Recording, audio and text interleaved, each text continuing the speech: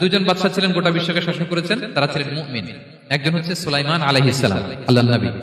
আরেকজন হচ্ছে যুলকারনাইন, গোটা বিশ্ব শাসন করেছেন, প্রাচ্য থেকে পাশ্চাত্য সব জায়গায় তিনি গিয়েছেন, ইসলামের বাণী প্রচার করেছেন, জালিমদেরকে শায়েস্তা করেছেন।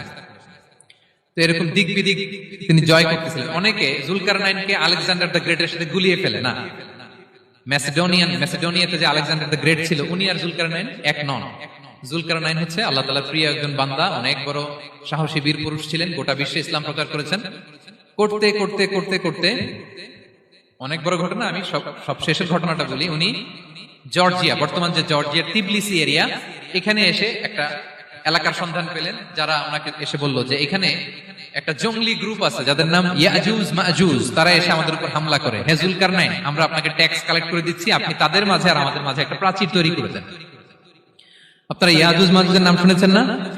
ইংরেজিতে বলে গগ ম্যাগগ।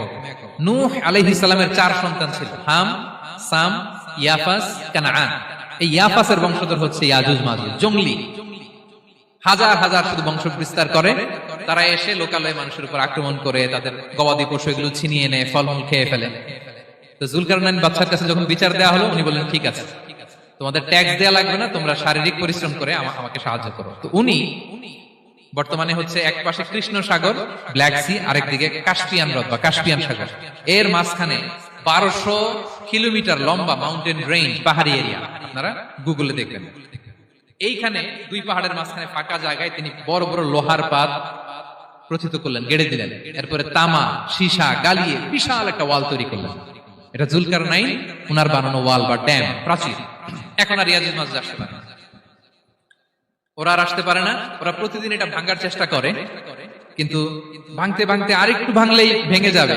ওরা বলে আগামীকাল ভেঙে ফেলবে, ইনশাল্লাহ বলতে ভুলে যায়।